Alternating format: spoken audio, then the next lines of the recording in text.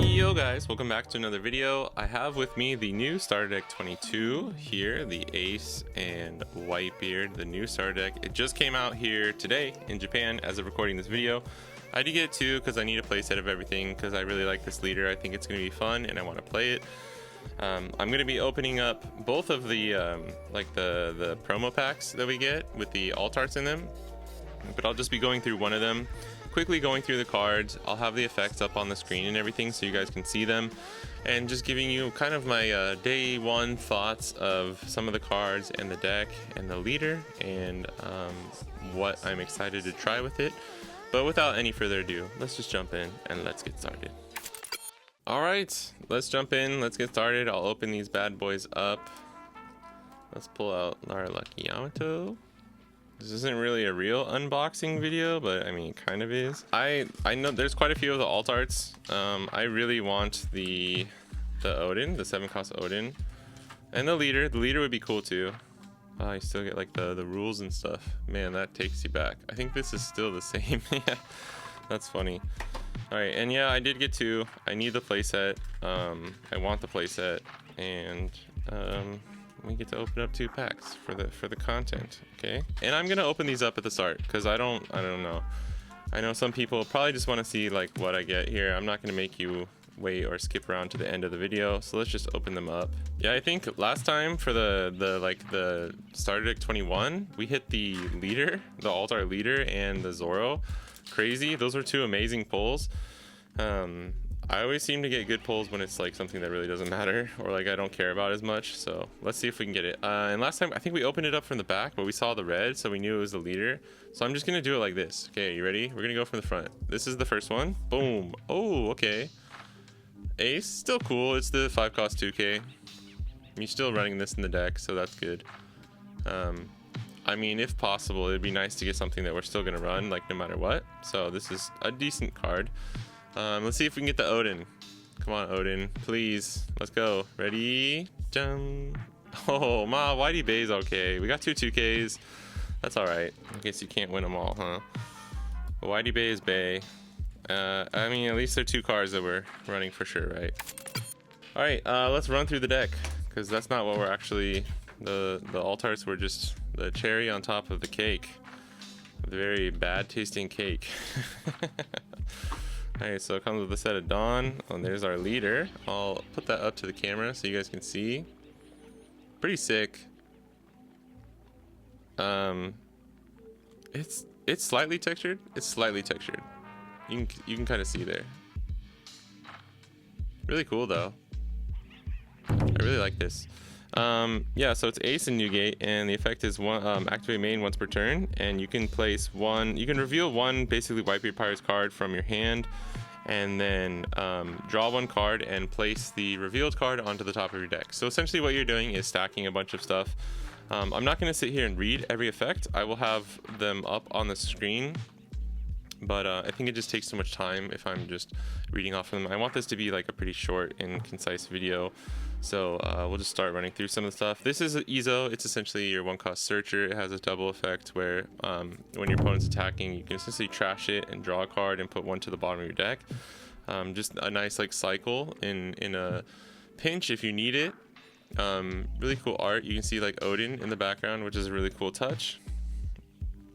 The 7-cost Odin, I will talk about this one. I'll talk about some of the more important ones. I don't want to just like ignore them completely.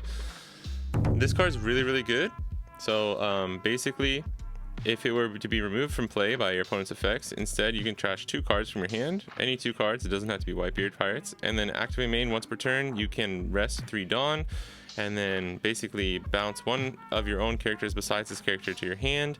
And then you can set this character as active. So it's very similar to the like OG 8-cost green Odin that we had back in the old days, but with an additional like hard to get. And if you'll remember, there's a 7-cost yellow Odin that has a similar effect to this too. But this one I think is just better because it's removed by effects. The other one I think is KO'd.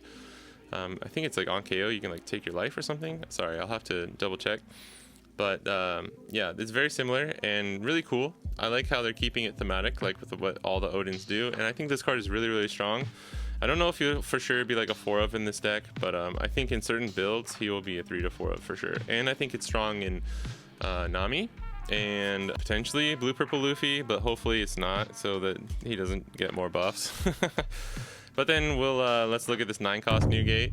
You do get 4 of these, so you get 2 of the Izos, 2 of the Odins, but you do get a play set of this because this is just a rare, or it's a common. Holy crap, this is a common. Yeah, it wouldn't make sense for this to be a rare.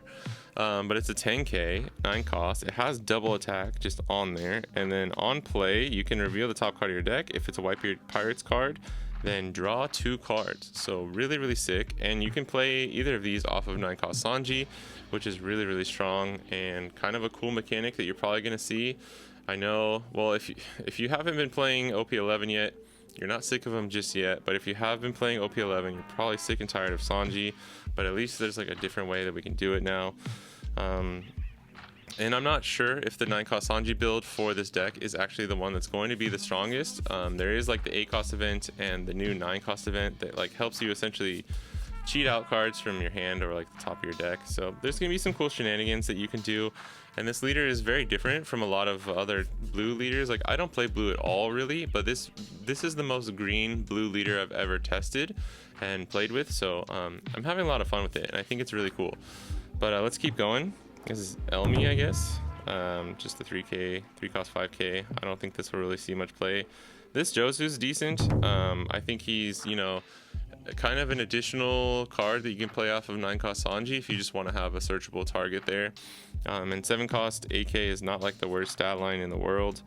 Not the craziest effect, but he's still decent, right? This Squad is pretty good. He's originally this was like a typo as a 2k when it was inputted into the sim, so he was gonna be like an amazing card, but since he's only a 1k, it's kind of hard to find room for him in the deck. But still a cool card nonetheless, and could potentially be played. DeKalbin Brothers, just a 2-cost 4k. I don't think this is really going to see play. This Vista is really strong. It's just a 1-cost chump blocker, but I think that's incredibly powerful, especially in the OP11 meta and any meta where you have a bunch of big bodies. I think I'm actually going to be running 3 to 4 of these in my builds. Actually, this would have been a cool one to get the alt art for as well. This is the 5-cost ace that we saw. I did get the alt art of. It's just a 2k. I think he's good enough. You can run him. Whitey Bay is probably just, you know, a searchable 2k. You're probably going to be running her. She does have a decent effect. It's pretty good. This Marco, really strong. Basically, when you're attacking, you like reveal the top card. If it's a Whitebeard Pirate, it gains plus 1k power until the end of your opponent's turn, I believe. Yeah, end of your opponent's turn. So attacking as a 6k and remaining a 6k, really strong. This is an amazing target off of 5-cost ace, which I think is probably going to be the main like mid-tempo package that we play with this deck, since it's just, you can set it up for free with leader effect every single turn. Like, as long as you have ace and the 4-cost that you want to play, you can do that. And you can even do these crazy like last ditch effort attempts where, like, if you don't have 5-cost ace, you just play the 4-cost, like reveal it, draw, and if it's ace, you just, this goes onto the top of your deck, and then you can play it off of that. So there's some crazy like Hail Mary plays you can do, which is really fun. This is just a 5-cost 7k. Little Wars Jr. I don't think it's gonna see play, but it, you know, the stat lines are decent. The stat lines are okay, but I just don't think 5-costs really have much value right now unless they have a really strong effect. And then same thing here, just a vanilla 4-cost 6k AO. Good old AO River. Signal. AO River. That's great. And let's get into these. So we have some events here at the end. This event is pretty cool. This 8-cost. I am Whitebeard. Yeah, right? Yeah. So this is essentially a main. It's an 8-cost event, and let's get this down here. You can play a Edward Newgate from your hand, any cost. There's no cost restriction. And then afterwards, you may take 1 of your life. If you do, then your leader gains plus 2k until the end of your opponent's next turn, which is really cool. So it's like it's reminiscent of the old red 9-cost Newgate, which is really cool. And yeah, you can play the 9-cost Newgate. You can play 10-cost Newgate. I originally was not I wasn't really trying this card out.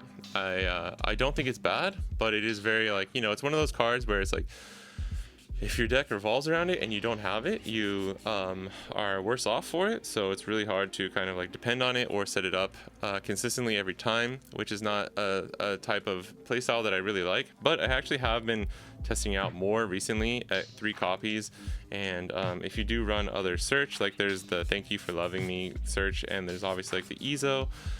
There are ways to find it and set it up a little bit easier than you might think. And the one thing that I am enjoying playing this is if you play this and the 9-cost Newgate and even like 9-cost Sanji, essentially you have really strong plays going first or second. Because the thing that I've noticed is if you stick to the 7-cost Odin, 9-cost Sanji, 9-cost Newgate plan, and 5-cost Ace, your odd curve obviously incredibly strong. If you have everything on curve, like you can even beat Blue Purple Luffy.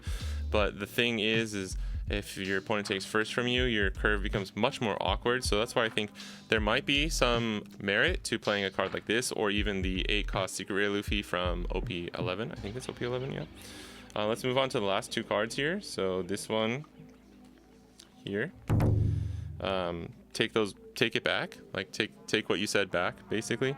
The 1-cost counter, and you show the top card of your deck. If it's Whitebeard, you get your leader or character gets plus 4k. The trigger is draw 1 card. So it's like a blue rad beam, but you just have to flip over a Whitebeard card. But like you can set it up so if you're just trying to defend a lethal or something, you play a counterless Whitebeard card onto the top of your deck, so that you know, one, you're drawing a card. Like you could play a counterless from leader effect, draw a 2k, and then have this as like to know that this will for sure go off. Really strong. But this is the last one. This is a blue Fire Fist. We have like a bajillion Fire Fist events going on. I don't think it's very strong. It's back to a main. Reveal 2 Whitebeard cards from your hand, and then you can draw 1 card, and then after that place a 5-cost or less character to the bottom of its owner's deck. So I don't know, not very strong. Like situationally kind of strong, but 5 Dawn is a lot. 5 cost is a lot, and the trigger is you can bounce a 3-cost or less character back to its owner's hand. So the trigger isn't even that crazy. I don't know. I don't know if this was like a 7-cost or less, or 8-cost or less, I think the 5 Dawn would be justified, but I just don't think this is very strong.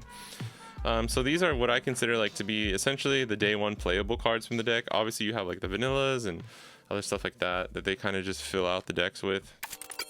Yeah, that's it for the cards. Glad we were able to keep this one short. These are the 2 alt arts that I got. This is the Whitey Bay, the 2k, and this is the Ace, that is this 2k. Nothing crazy, but yeah, let me know if you guys are excited for trying out this deck. Have you been cooking with them on the sim?